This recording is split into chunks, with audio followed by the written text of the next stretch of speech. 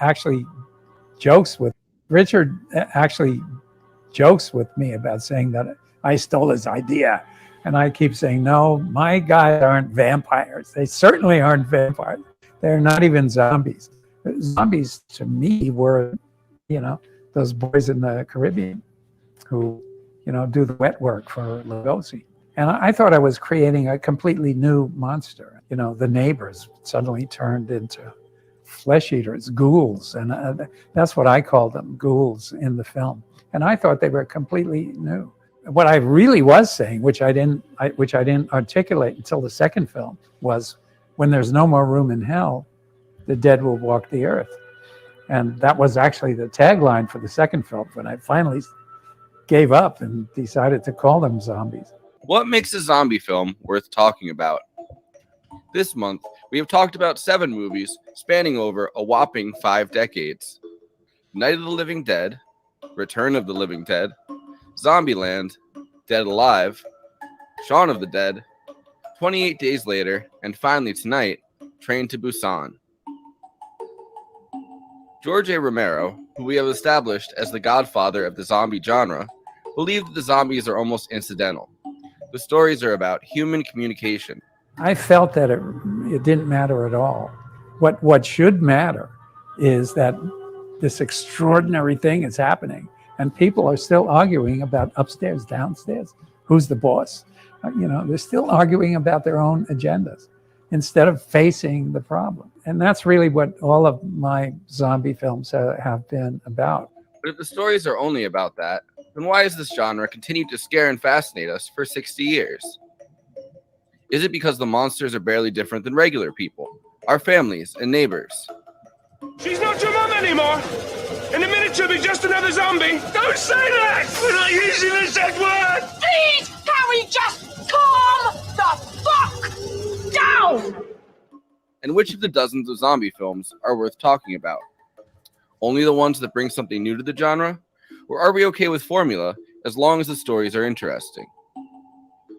Critics of The Walking Dead, which has been dismissed as a zombie soap opera even when it was popular, love to write pieces every couple seasons that say, The Walking Dead has finally made zombies a threat again.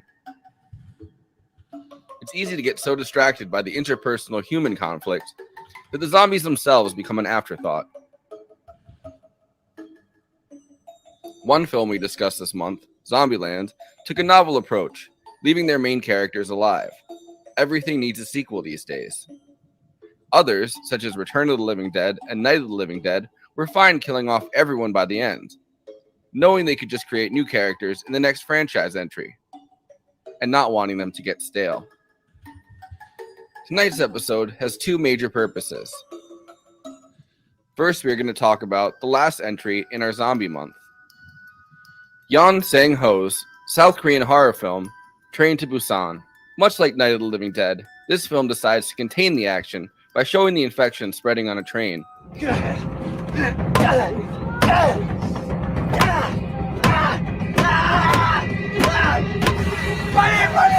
This film burst onto the international scene in 2016 and was immediately praised, including by Edgar Wright, and got rave reviews. Of course, leftists among us will probably just be jealous about the high-speed rail the action takes place on. Train to Busan took zombie movies in some really interesting directions. For one thing, rather than just affecting humans, it seems that the biowaste spill that caused the outbreak also affects animals, although this is not really explored too deeply.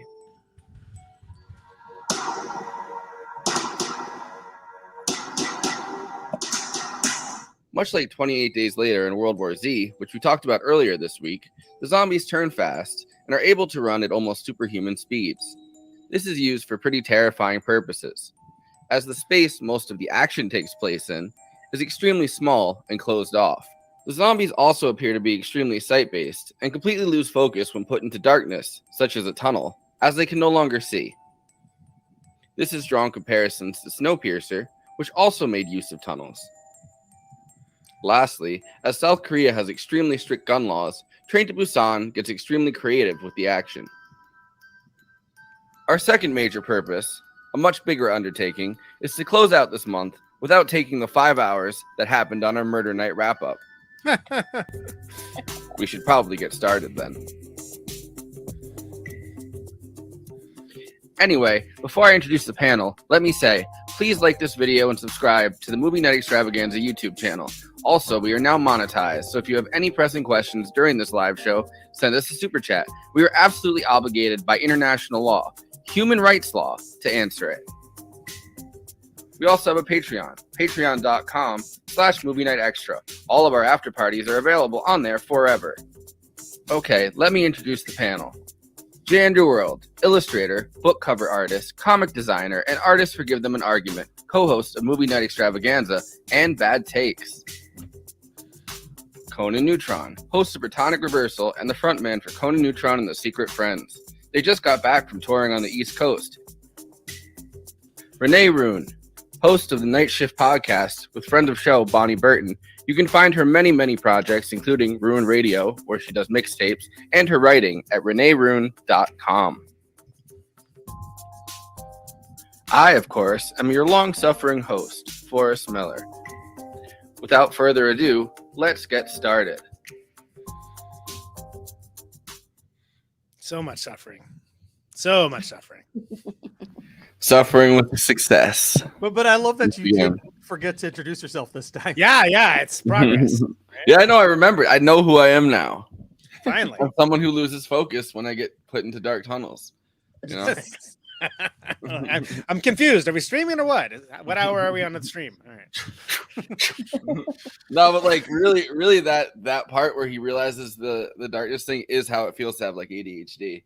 And like to be constantly losing focus because you can see the zombies like head moving with the fucking lights as they go through the tunnel. Yeah.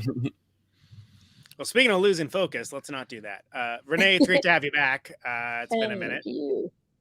Congratulations on your episodes of Night Shift. It's popping off. Thank you. Of course, I would hope that anyone that watches this show would subscribe, but if not, please do that. We'll do that Check again. it out. Plugs later. I've been sharing it on the social media, on the the official Movie Night Extravaganza social media and my own. I mean, I feel like more film people. When you're not banned, yes. Yeah. Now Which is often. Daddy Elon is going to unban all my accounts. So I'm gonna come onto Twitter stronger than ever. He's actually That's why I couldn't find you the other day. I was like, where are you? I was trying to tag you. Because I'm on my third account. Now, like, I don't even tell people that I'm on it anymore. Fair. So the Train to Busan is in a rare echelon of a movie in that it came out somewhat recently. And it's a genre movie for the genre of horror. And it's really good. Like, I think it's I'm actually stoked that we're ending with this one because I think it's probably one of the better ones of the genre of the last 20 years. And I'm really glad that we got to go through 28 Days Later and Shaun of the Dead and actually go through sequentially. I think that's as the zombies get faster and faster and faster. And they really do, man. We didn't do World War Z, but they really, they are hauling ass in this. I think you were saying I feel like they're the fastest. Yeah. Because they also leap and jump like in the air and across each other and stuff. Like they're really gnarly scary because I used to think, oh no, one of those, it's like who's scarier, the fast ones or the slow ones? But fuck me, if I had a group like in Busan, there's so many scenes where they're being mobbed by really freaking fast, like it kind of reminds me of The Strain. The way they all kind of have hive mind and they all head for the same direction and stuff. Of course, that's like a singular hive mind, like an insect almost. And this movie, they're more like just sight based, but it reminds me of The Strain and that kind of like they're going through tunnels in that fucking show. I mean, the books obviously are different than the show, but in the show they're like going through these tunnels and then they're like getting trapped in the tunnel because there's so many of them in like a knot at once. And that's what the scene where they're running away from them and they jump on the back of the train. I cried during this movie, by the way. I cried at the end scene, but I did the first time I watched it as well. I didn't cry this time because I was watching the dubbed version, and like the dubbed version is so ham-fistedly bad. Yeah, that'll make you cry for a different reason. Yeah, no, because if you watch this movie, very specifically watch this with the subtitles because you miss the nuance of the performances of the characters. When it's free on YouTube with the subtitles, by the way. Oh, okay. Is there? I watched it on Peacock, and Yeah. YouTube has it. YouTube has it right now as one of their like free, YouTube TV and movies. Of course, you have to have an ad blocker because they do like ads on it, and that kind of sucks. And it kept taking me out of it's it. on Prime at the moment as well. Yeah. Because I made my housemate with me last night because he'd never seen it. So it's a heartbreaker. Yeah. It's like has the like Maggie, which I brought up before, and I'm going to do it again. Continue to bring up. Yes, it is a fantastic movie, and it's a shame that it had to be cut for this month. But like I wouldn't cut any of the movies for Maggie. Maggie, I'm sorry. All right, as much as we care about you, but we're not going to cut. We can't cut. No cuts. Yeah, no cuts. I mean, it's Schwarzenegger and zombies. Like, what more do you want from a movie for me? But that one is like all heartbreak, and it has all the heartbreak of this movie. But this movie interjects it with like just a lot of fun. Like you're cheering whenever he stops and picks up the club and the shield and just starts running and taking them out as he's running. The dude from the Marvel movie. You have it goes back and forth like that the entire time. So you're not where Maggie is this continual like it also goes back and forth in a different way, but it's a lot more subtle because it's all about like dealing with the fact that you're about to lose a child, which is horrific.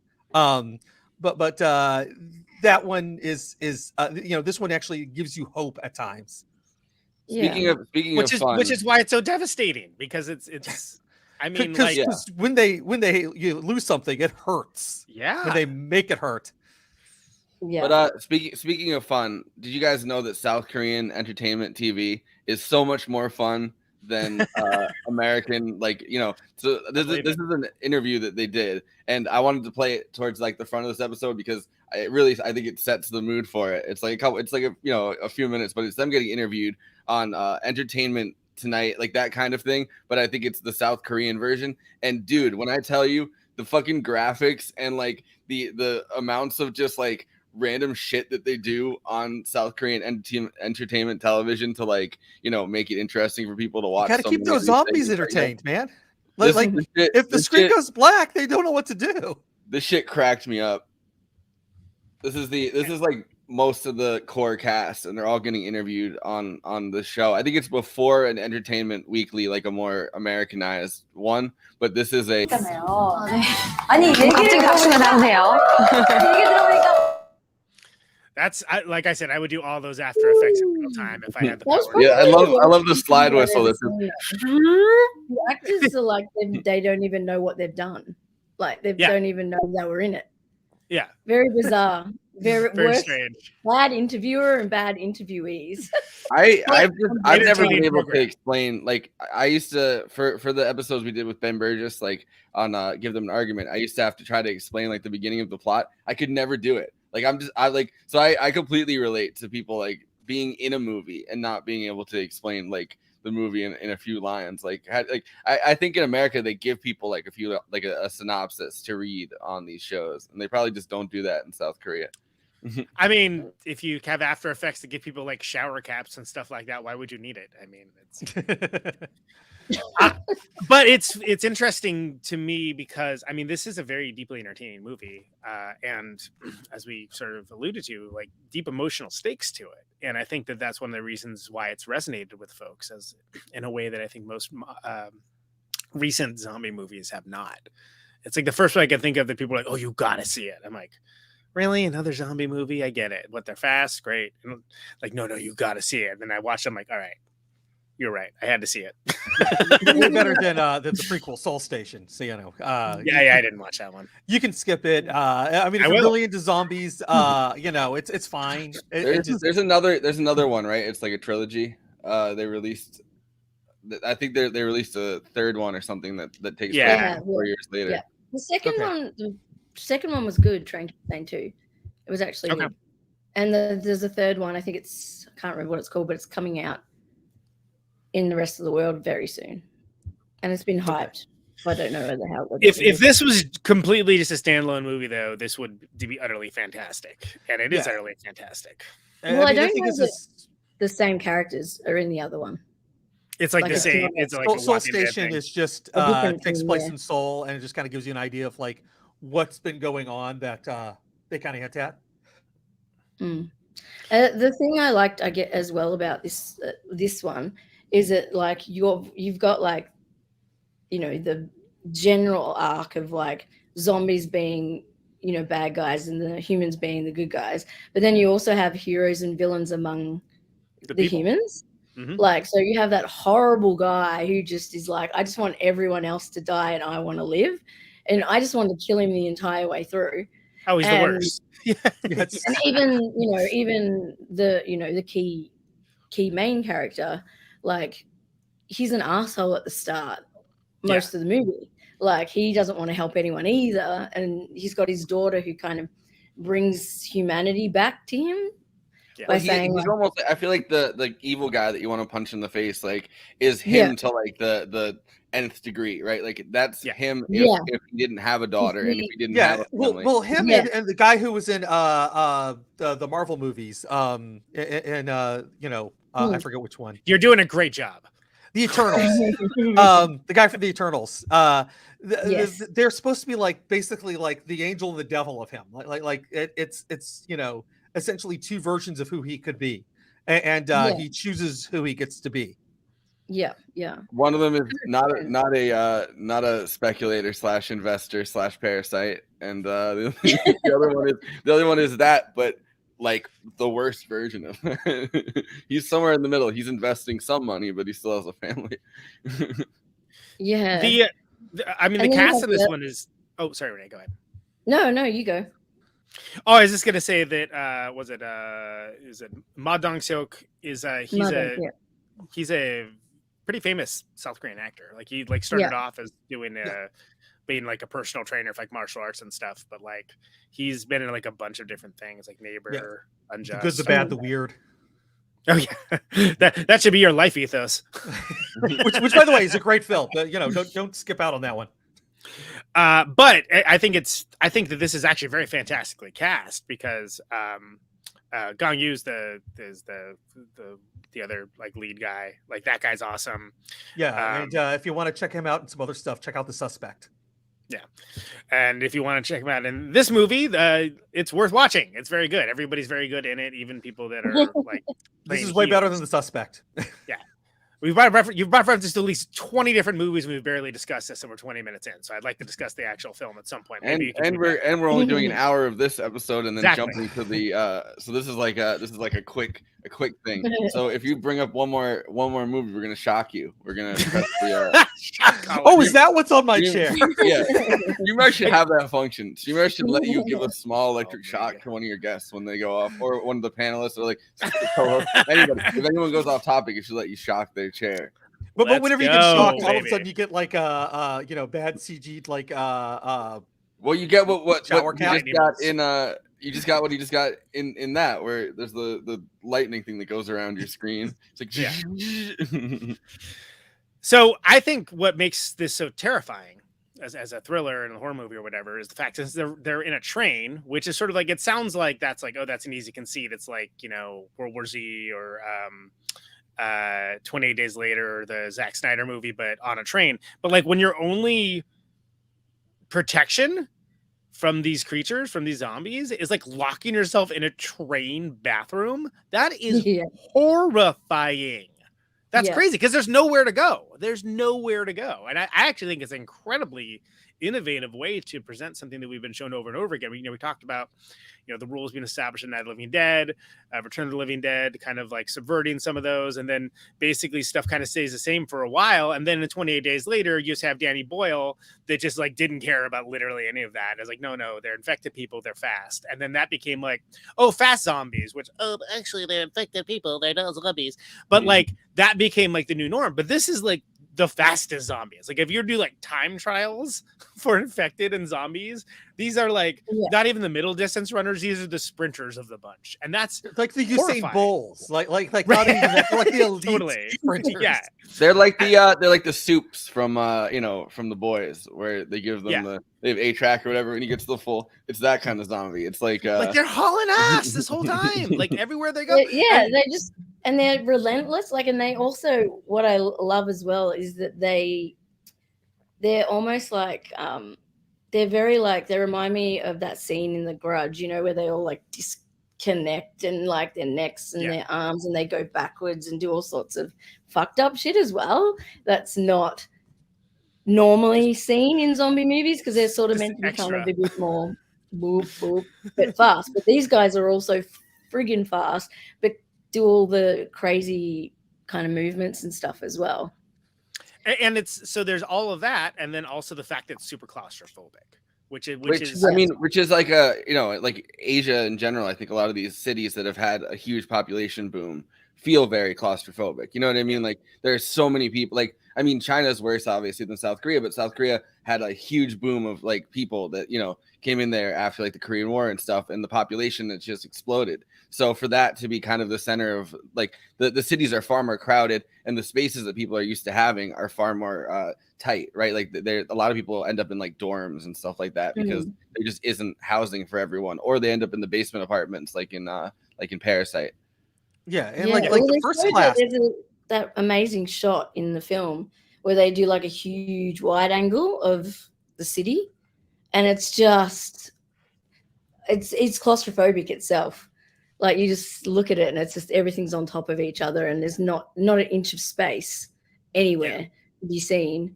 And then of course, and then and then just thinking about being trapped on a train and not being able to. The scene when they are like, okay, they realize that they're on the carriage 9 and have to get to carriage 13, and then you're like, what? No way. Yeah, and like, Mei Dong is like, ooh, let's do this. Like he was probably my favorite throughout this film because he's no fear. He's just like, we're gonna do this shit. Come on, we just got to do it. He steals the show. I mean, he's like absolutely like the star. And then you've got the other, like Gong Yu's character, and he's like, like when the kid, like the young boy's crying or whatever, he's just like, oh, get up, you idiot. Like he's just like very harsh and like, very like, and then, the other Mei Dong's character is just like such a caring kind of, it's the opposite. The like contrast. They put the two different, like Mei Dong would be the person you think would be the I don't give a fuck about anyone kind of tough guy. Yeah. And the other guy would be the sensitive kind of dude. And then they've switched the roles. And then you have the wife as well, like who's seriously like, for someone who's pregnant, he's just kicking ass. And I'm like, absolutely. I'm like, how come she hasn't dropped the baby like so far? Like hasn't had a miscarriage or like, anything during this whole film. Like, I mean, obviously as she's getting towards the end, something's happening in pain, but like, you feel like, whoa, like this woman is really a hard ass for someone who's carrying a baby.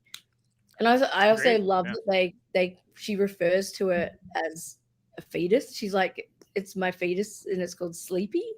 Yes. Like, well, because you get the feeling that the guy is kind of her husband's kind of a slacker type. I mean, he's like very caring, but he's definitely like the slacker type guy that's like, yeah, man, I don't have a name for the kid yet. Like, I'll get to it. And he's like very easygoing, I guess. So like for her to just be like, well, it's Sleepy because my bum ass husband over there hasn't been able to come up with a name yet.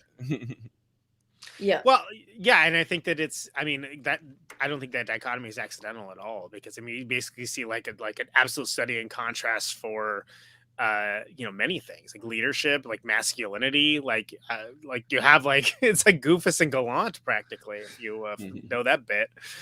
And and there's like very overt like this, like my housemate when we were watching it was like shocked about the scenes. There's like 2 scenes where I can't think of the character's name, but the real asshole that, is the really bad one, who he just grabs the schoolgirl and just fucking whacks her one and throws her, like, and no one does a thing, and it's just Right. like, and he's just like with this chick, like, it's like, what the fuck, man?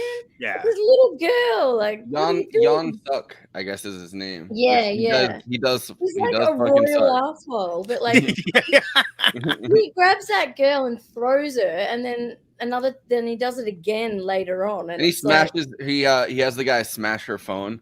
Like he takes the yeah, phone that out of as her well. hand. Yeah. Yeah, that guy who just panders to him the whole time out of fear.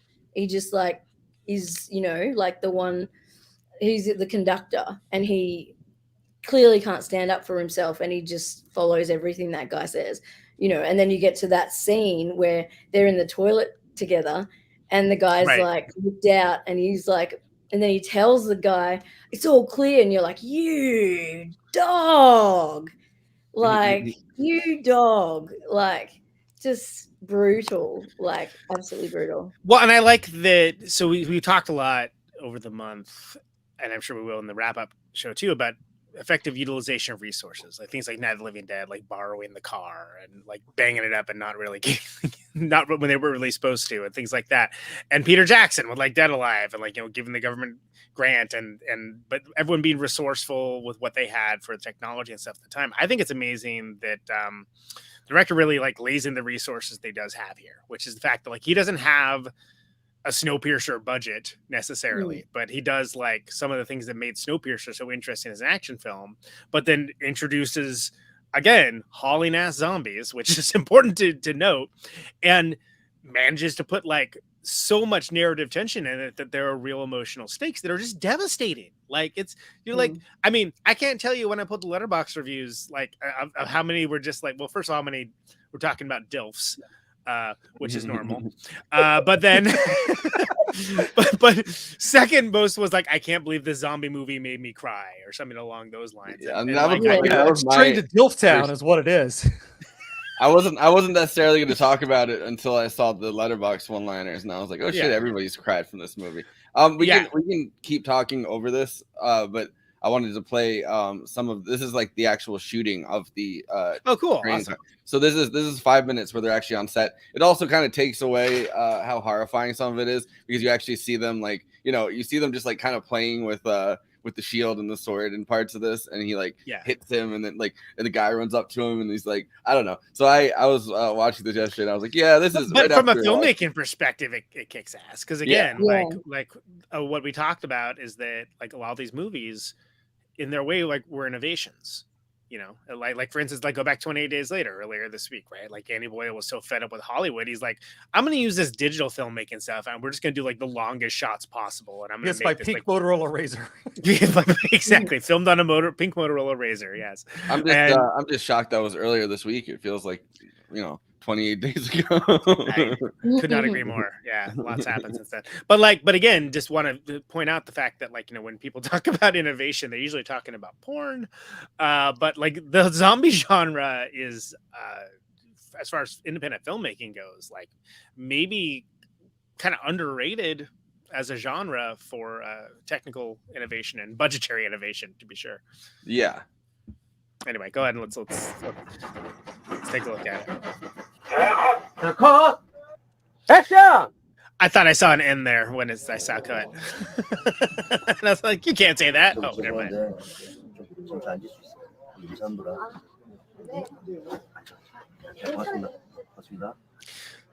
Like the love that he like shows for her too, I think is very good and not overstated. Like it's not like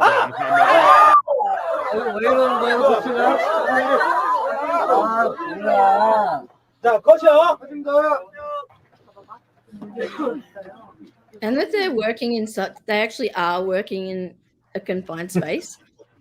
Yeah. It must be even more confined because of all the equipment. You got the cameras and exactly. and all that. So they seem like they have a bullet train, but they've taken it apart and actually like inserted green screens into like green screen around it. So it's not like a functional bullet train, but it's like a really interesting setup that they have. Yeah. But I like that the zombies themselves are all very practical. Like just people. Yeah. People just really like getting into it.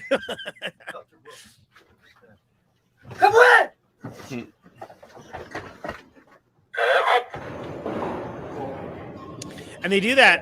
He does that speedy kind of like. I love this bit. No, he just Oh yeah. what a legend. I was like, now that's a kick-ass dude. That's who you wanted your husband in a fucking zombie outbreak. So much thirst posting for that character in the Letterboxd reviews. So much thirst.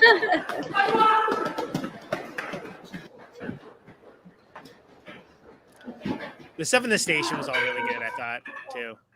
Yeah. We talked about fast zombies. That was just fast cameraman. That was fast camera operator. He was running after him down the stairs. Yeah. Imagine if he tripped. Goodbye to that camera. Yeah, I don't think. I feel like people working in South Korea and in like Hong Kong and stuff are so much more dexterous with stuff than we would be in America. Like I feel like we would kind of just be bumbling down the fucking stairs with the camera, and you see people like straight up book it in some of these fucking movies. 아니 딱 여기 다쳤어요. 감독님. 감독님 여기 말고 여기 다쳤어요. 여기. 만나고 있어. 여기 나가고 있어. 감독님 여기가 아니고 여기 다쳤어요. 야, 안 보고 있나 보네. It's interesting too that like there's not a lot of like wasted time in this film. No, Like, it's all like, it's which doesn't surprise me, to be perfectly honest. That's a cultural thing as well. It is, and like It's I mean, straight down to business and very organized and very like that's just the way. it is like on the longer side compared to some of the stuff we covered this month. Though, I mean, it is like almost 2 hours. It doesn't really feel like it though, because the whole time you're just like, oh my god, oh Jesus Christ, oh my god, this guy sucks, that guy's awesome, oh my god. Yeah. And one of the things I found interesting in this film is that, like, you know, most zombie films, like, you know, you lose power and you lose all that stuff. Yeah. The fact that this train is even still going is Right, exactly. to begin with, and the fact that all their mobile phones are working, like, Just as shows well. Yeah, that was kind of an awesome part of it. That the phones are still working. No, it was. But Do you it was think like, the first thing that it would was happen is awesome. they hit the cell towers or something? You know what I mean? Like, Yeah, but in most other zombie films, you have no access to anything really. Like, you're without anything. But it's a different infrastructure too. That's the other thing to remember. It's a different kind of infrastructure, right? So, but imagine, I mean, it would have been even more frightening if the train was stationary. yes, I kind of love the partially green screened bullet train. Like they have the green screen parts, and then they have No, it's like the parts where they stop and they're going to the station stuff. Oh god, I mean that's like just as horrifying, except without like small spaces, you know. Yeah, and you're just watching people running and like they're not zombies yet, and they're like clawing at the train. Like, let us in type thing. It's like horrifying. Imagine being that person stuck on the platform. Yeah. Oh Just, man, ugh. that would suck.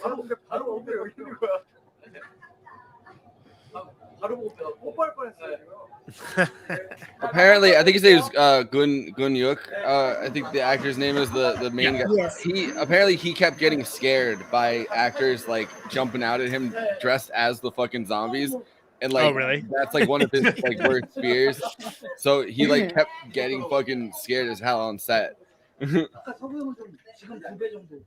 awesome. Yeah, he was the one actor, the younger guy. He was in Parasite and the other Bong movie, Okja. He was in Okja too, if I remember correctly. That guy's awesome. Choi Woo-shik. That's his name. And I love that emotional scene when they get to the carriage and it's all of his friends from the baseball team. Yeah, that's a great scene. And they say like, we'll basically like, you know, we'll do it. We'll take it. You know what I mean? Yeah. And then you kind of watching him at the back, kind of with it, having his own inner turmoil, struggle about fuck. These are not my friends, but I need to kill him, but I don't know if I can, like, you know, and he's like, It's a heartbreaker. it's like, oh, that's sad. And then, you know, of course, his little when his girlfriend gets bit as well. He's like another, like, everyone loses someone in this film, like, you know, like and this is something that I actually kind of love about like Korean horror in general, not just zombie films, but they never have a happy ending. Like it's always hard, it's hard out and a bit more like probably realistic in that, like, you know, it's probably not everyone's going to get out of this, you know. And it's like when if you haven't watched the film, I'm spoiling for you, but you suck if you're watching this. Yeah, if you're watching this, and come on, grow up. But like, you know, at the end, you know, like obviously you've got pregnant woman on her own, lost her husband, and the daughter who's lost her, you know, her grandmother most likely, which is pretty alluded to, her father, and probably her mum. Yeah, the grandmother says on the phone that she got bit, and then the phone goes out. Which that's the first time I've ever seen a zombie movie that has somebody turn mid phone call. Yeah, because she goes, that was new too. Yeah. Because as we mentioned, it's usually like phones are down, right? So either phones are down or the person gets a call and, like, you know, they say something about getting bitten and the person has to go rush to save them. Like, this is the first time you ever actually hear, like, it happens. You know, she's in the midst of actually, and the beauty like of the Korean version too is just the nuance of that performance, because she's like trying to put on this brave face, like, you know, oh, don't worry about me, son, you know, it's okay, I'll be fine. I just wash some cold water over it, you know, kind of. I ran it under a cold tap. You know, there's a bit of that to it, but then you watch the dubbed version, and it's again, it's so ham-fisted. It's like, don't watch the dub version, like Andy. People. I'm mad that I did that, but it's okay. I got through it. I would rather not watch the movie than watch the dubbed version. I'll be honest. Quite frankly, like, any dubbed version, I'm just like, this sucks. This does not. My brain starts to process things though. Like once I get into subtitles, like, and I'm a little bit into it, my brain starts to process it as if reading it is like the person talking. Like it ends up surprising me when I watch it without subtitles later, and I'm like, oh shit, like like this I needed to read to understand what's happening. Well, here. also like the subtitles are very different than the dialogue in the film too. So in the version I watched, because some things don't translate directly. So or actors give like little flares to it. That he keeps calling. It comes up as like analyst Jim. It's like, what the fuck is an analyst? Like, you obviously work at the power plant. But because that's the thing culturally, right? That you like whatever your vocation is, like you like the vocation is like, and the name are like put together like colloquially. So it would be like, you know, podcaster Forrest or something. You know? Which sounds horrifying to me. That's like the deepest horror of all. I would never want to have that my job title or whatever in front of my name like that. But unless it's Rocker Conan Neutron, which I'm okay with. I mean, the entire time that I worked on like doing the live parts of Give Them an Argument, I was just only referred to as producer Forrest. Like that was. There you go. Here's a question. It isn't off topic. Has anybody seen Hellbound on Netflix, which is Yoon Sing Ho, the director? Apparently that's his thing, and I've not seen it.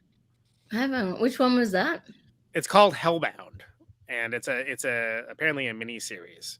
I saw a clip of him talking about it, but since it wasn't this thing, I didn't end up watching him. Like, I don't know anyone that's seen it, but like I didn't know it was that guy that did it. So no, I haven't watched it. I don't think it's on Australian Netflix yet. Okay. Yeah, I've only seen this and Soul Station by him, so you know I'm not that familiar with his work. And you didn't even really see this because you watched the dub version. Yeah, I've seen it before. I've watched the sub version before a couple of times. It's just this last time was subbed.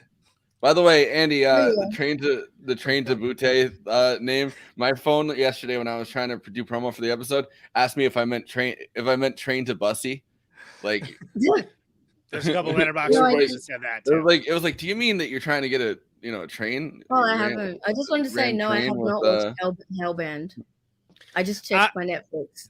Yeah, I don't know anyone that has, and like I'm gonna put it. It's actually on my list here to watch, but I mean, I'm gonna finish the Guillermo del Toro anthology series first before I do. Oh, me too. Yeah, I'm gonna finish. The Dragons, House of Dragons. I got So the 2 episodes of sticking that with one to that, go. Sidetracking. Quick buzz. I've only watched zombie Yeah, movies this month. I have not really had the time or the stamina to watch anything else. So I've watched mostly zombie movies and 2 Shakespeare adaptations. That's not Chimes at Midnight wow. and Throne of Blood. Yeah, I watched. yeah. I saw The Devil this week, so I don't like I was- Shakespeare. I was getting into Korean horror, so you know. All right. I'll save it for the after party. are you guys Yeah. ready to do the letterboxd one-liners since we're keeping this to an hour? Oh yeah, Jesus Christ! This like all the zombies are fast, and so was the episode. It's like a This Is Revolution episode. Yeah, I know. I exactly. It feels like one of the old crossovers. So of course, Letterboxd. Letterboxd is a place for film lovers to talk at, with, and to each other about the movies they love, the movies they didn't love, the movies they are very, very, very thirsty for. And of course, all of this is an open source democracy, bottom up. Everyone gets to have their say. No Siskel's, no Eberts, no Lords, no Masters. And all of this is best expressed in the classic work in your tight 5 in front of the brick wall. One-liners, folks. One-liners is what we're talking about. These are the one-liners for Train to Busan. You know when the whole baseball team shows up in uniform with bats in a horror movie, it's about to get real good. I agree. Yeah. Top 10 worst times to be pregnant. Also, God. top 10 worst birthdays that I can possibly remember seeing in a movie. Because Like remember, I said, the I entire believe action in takes him. place on her birthday. This is Well, that this is too, all yeah. on her birthday. Eat the rich, especially that guy. Yeah. Yes, totally. that guy would probably be like he's all fat, so he'd probably be like not good for you. Like Yeah, I but it wouldn't- tastes delicious. I can't Yeah. believe that Mr. Scene's awesome review here only has 2 likes and one of them is me. Go find that guy and like his review. That's classic. Thank you. So, still a better time than driving on the highway. I also have to say, this movie would be a lot less terrifying in the U.S. I think because, well, number one, everyone would just instantly get got, like, you know what I mean, like the trains in the U.S. suck, but also it's not like we don't have high speed rail, so It would like fall apart immediately. Yeah. yeah. Well, also just you have more time to like go across the country and try to find cities and stuff, and like you know. Like instead of it being like, oh no, like you have an hour pretty much to get from this city to this city if there's nothing on the tracks. Like, Yeah. I'm gonna go and say I do not agree with Deo Heo. It's not. I have much better time driving on the highway than being chased by hauling ass zombies on a train. Thank you very much. Yeah. Still thought it was funny. Fucking zombie movie made me cry. That thick boy, top 10 movie characters though. he brings the perfect amount of like both the masculinity but also just like humor to that role, I think. Like, Oh yeah. Yeah, 100%. Like that's what I said. He's I definitely. love his fucking he's my favorite. speculator line when he just calls the guy a fucking parasite, and then and then she's like, "You can't say that to the daughter," and then she's like, "No, it's true. Everybody knows that." Yeah. Yeah. Everybody thinks it anyways. Whatever. My mom says it all the time about my dad, so you know. There you go. I once rode the very same train to Busan, and this also happened to me. Oh no, poor Travis. I love the tag bitchin' effects. You know, Travis, if you're out there, did they give you a refund? Yeah. That's what I want to know. Oh yeah, good point. Did they give any of these people refunds for their train tickets? Exactly. at least like a travel credit or something, right? I mean, Jesus, it's enough. If you know, if you were on the train when the zombies invaded, you might be entitled to compensation. Please call. Have Saul man. Goodman doing an ad. Yeah. Yeah, I want to see the zombie lawyer. Better call Saul with the SEUOL. Yes. There you go. Bad joke. Not great. Not to advocate for a bunch of people getting eaten by zombies, but that lady opened the door is kind of my hero. Yeah, I wanted to know what you guys I guess Okay. I'll ask after this when you can see our beautiful faces. But I wanted to ask about that. What you guys think about that? I scene. loved that bit. I felt like she was saying, like, you know what, you guys are all fuckheads and you deserve this shit. Yeah. Well, they also And she kind of lost her friend and she was ready to go. So it was like, you know, I'm gonna sacrifice that and you guys suck. So I think it was you know, her. I think it was her sister. Yeah. But yeah. but they kind of recreate like a class structure the same way they do in Snowpiercer, right? Where the people that make it to that front part of the train are like, you know, the upper class. They're in the Well, first yeah, class they're part of the train. first class. They're like Yeah. the landed gentry of the train. Yeah, and they're like putting their neckties, like they're all businessmen, and they're putting their neckties onto the thing, you know. So like for her to open the thing, it's like a moment of you know, class destruction. Like they could have just kind of rode a lot of it out, I think, and not necessarily. I mean, I don't know. Eventually, the thing would have broken, but like for her to do that final destructive act, it's like, no, I'm actually overthrowing the system of this train right now, and just, you know, you're all gonna get devoured. I'm not ready to eat the rich myself, but I know a few people. But these guys are. But my sister, I know someone who is. I think it's just a culmination of all those emotions, and when you're like, after that scene is so intense when everyone makes it through, like into their cabin, and the entire cabin is screaming at them to get out after the asshole says that they're infected, like, so, and everyone's just screaming at them and so nasty. And I think like that emotion watching that, and then her seeing her friend, it was just like, you know what, you guys are horrible people. So well, the friend sacrificed herself so that the pregnant woman and everyone else. Yeah, exactly. That's what I mean. Like, so and that moment of sacrifice, the people in the first class wouldn't even sacrifice like the possibility that maybe somebody would have gotten bitten, which they were standing there for like 10 minutes. The person would have turned. Like, you turned pretty fucking fast in this. Yeah, exactly. Yeah. Within seconds, and yet they were all like just. Well, I mean, it depends on where you're bit, but yes. I was bit on the buttock, sir. Absolutely incredible that one of the strategies for dealing with zombies in this movie that works best is have a strong guy beat them up.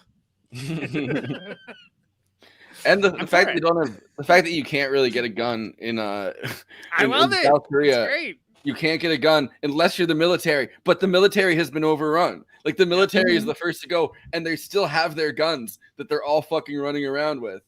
Yeah, I didn't. I guess I could only find like a widescreen thing at the last minute to pull. So yeah, you can see my bald ass head. I'm gonna do just eyes. I think this is good. Not interesting, but yeah, like I think what you guys said about America, like, yeah, there would be guns. But I mean, in Australia, we don't have guns either, so it'd be same scenario. Yeah, but like the military gets immediately, like, it's not like the military fares any better with their guns, right? Like, they have an unlimited amount of guns. The same way that 28 days later, they seem to, like, England, it's not that easy to get a gun. And England is not that easy to get a gun. And yet, you know, the military there seems to kind of set up a barricade in 28 days later. In this movie, within the day, the military has been wiped out. Decimated. Yeah. It looked like Kilroy was here on this. Yeah. Next time I'll make sure that I get a proper. They could throw a grappling hook over. Riding that train, full on folks' brains. Casey Jones, you better watch that brain. That's a Tim Cop banger. Oh, there's Andy. Yep, I see him. This is great. This is people that listen to this on podcasts like, what the fuck are they doing? It's all well, they were saying that with the with the extended like Korean clip that we watched. Oh yeah, exactly. No, you can kind of tell. It's like dun dun dun dun. But I look like Wilson from fucking Home Improvement, the neighbor. yeah, you do. Creepy Wilson. But Conan also is as well on my screen. Like, there's both of you are. Wow. But nobody like has one of those floppy hats. Creepers. I am what I am. Is there a name for the superiority complex you have when you criticize everyone in zombie movies for making stupid decisions, even though you know you'd be the first to die in the same situation? It should be.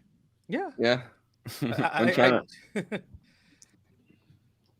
don't know. I love criticizing everybody in fucking zombie movies, and then knowing full well that, like, dude, I like, you wouldn't know what to do. Like, you know what I mean? Like, I sometimes like game plan in my head like what I would do in those situations, and it's like, nah, I'd be fucked. It's not.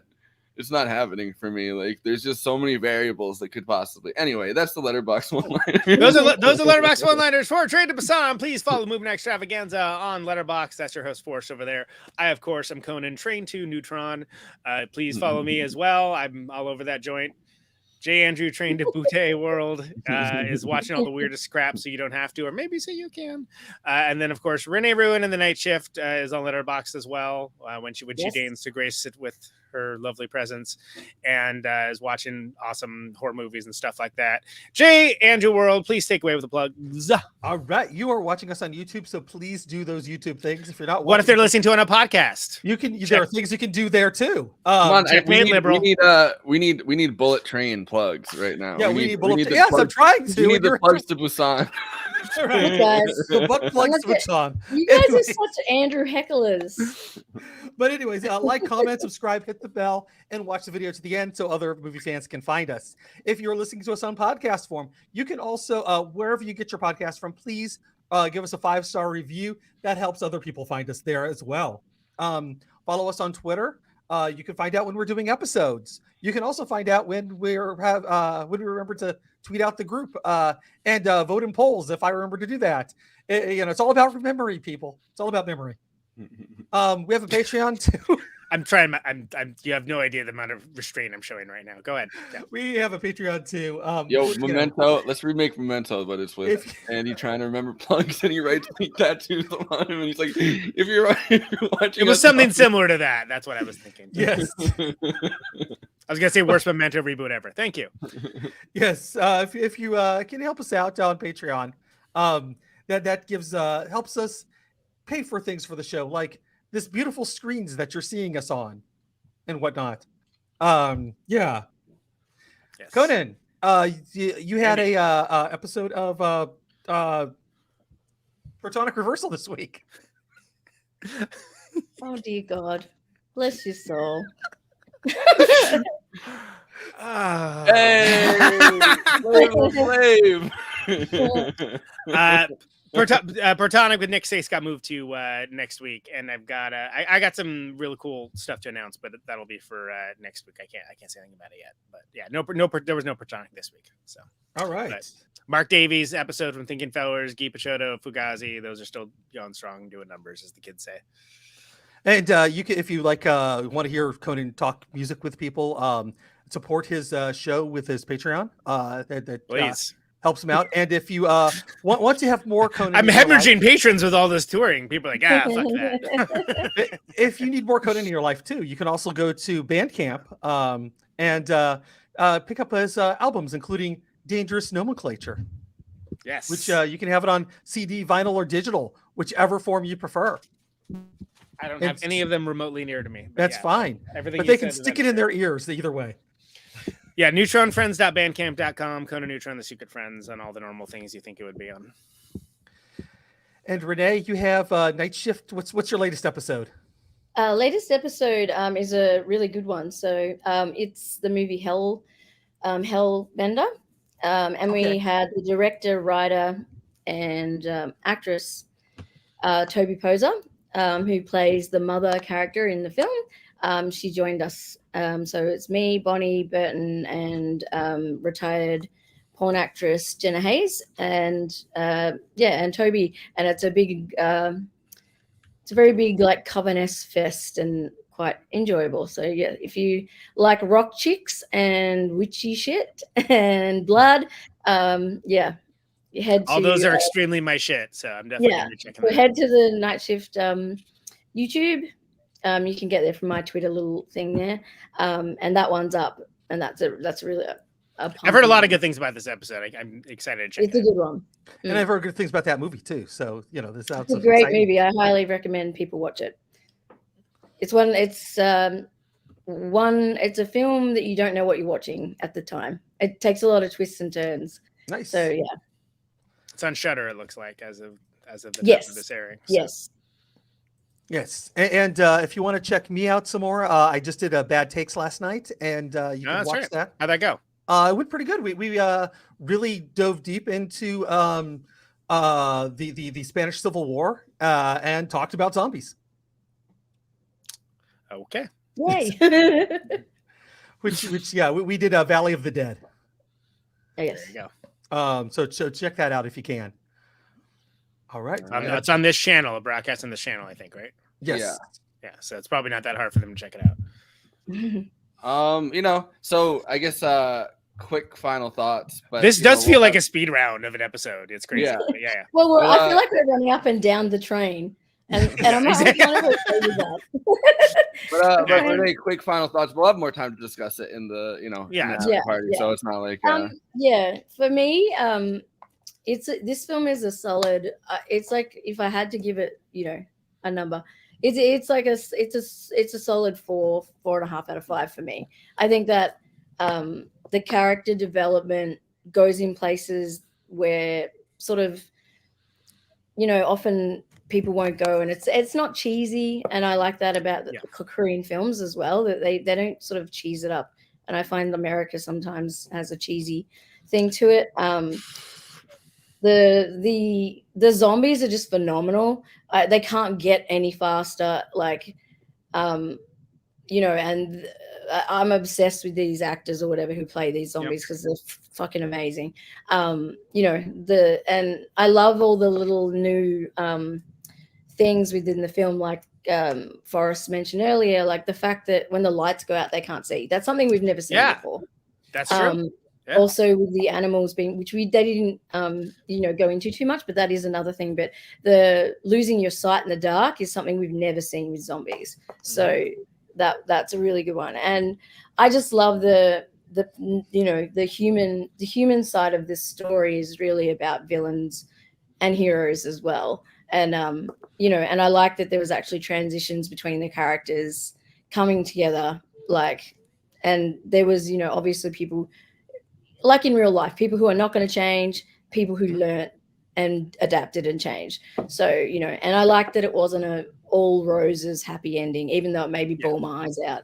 It's brutal. It's brutal. It's just, like the when the father on the back of the train, I was just in tears. For me, it's a no-brainer on this one. I think it's just such a well-made film. Yeah. And just pushes the boundaries a bit more on zombies than we've seen before. And I think, that's what you as a fan of zombie films, and there's zombie films you can watch that you just watch because it's the standard. Let's just I just want to see some zombies run and kill shit. And then there's, when you come across a film that's actually trying to push the genre and do something new and different with it, that's exciting. So and that's going to be a big theme, I think, for our for our wrap up coming up in a few minutes. Conan? I mean, as I said before, first of all, I agree with almost everything Renee said, as always. I heard excellent things about this film before I ever saw it, and I was not disappointed. It's the first zombie movie I've seen in a while that tried anything that much different. And if you know Snowpiercer, the 1,000-mile battle to get to the next car might seem familiar, but making the world smaller, as I mentioned, really allows him to lay into the resources he has, which is, again, recurring theme that we'll probably talking about in the wrap-up show. And the really, really taking the 28 days later aspect of the fast Predator style and just turning up the volume and the speed even faster so they're hauling ass is amazing, especially when, as I mentioned, the only refuge is one of these flimsy train bathrooms. And that's terrifying because it's already claustrophobic and enclosed, and they put people in smaller and smaller places without having to resort to these fantastical scenarios is truly innovative and interesting. As I mentioned, those toilets are revolting. Also adds to the fear that you're stuck in. You're stuck. You're not only stuck, you're stuck in a small space, and you're stuck in that small space. Sucks. As mentioned over and over again, Ma Dong-seok really shines here and basically steals the show. Totally the best character by far. So many DILF posts about him on Letterboxd. So many, so very many. And while you can justifiably call this Train of the Living Dead, that shouldn't be an insult. The characterization, the class distinctions, the growth, it's all there. And it's an innovative, effective, and genuinely tense movie, and I really liked it. I think it's a perfect closer for this month. Yeah, for sure. Andy, let's hear those final thoughts quickly, because Yeah, I have to say, those bathrooms are perfectly just so enclosed in there, because I remember watching Source Code recently and just thinking like, my God, that's a huge ass bathroom in that train. So it's nice to actually feel like a real place as opposed to some weird fictional ass movie. This wasn't a documentary though, right? Like what? This was I thought this is what fictional. Korea's like. Yeah. I was gonna say, except those Andy, were actually North Koreans infecting everybody. the fact that the toilet doors are CIA propaganda as well is incredible, because I don't know about you guys, but ours are those horrible ones that like when you're on a plane they fold. Yeah, it's like the folding door. Yeah, Like, is this being really a stuck in- door? you can't have as many people in them, and trying to get in and out is not as easy. Yeah, Bullet Train also had massive bathrooms in it, and that could shoot water and stuff. Yeah. Okay, so that's your second reference to a different movie that isn't the movie you're having final thoughts on. And but it's all about bathrooms. Yeah. In summation, it's all about bathrooms. Forrest. All right, so we are going to be going in about 10 15 minutes after I take Audrey out to pee and get settled. I might jump into a Halloween costume, honestly. I might dress in that pink bunny costume again. But yeah, so we'll be back in about 10 15 minutes. I put the link into the show comments, so come join us. It's going to be fun.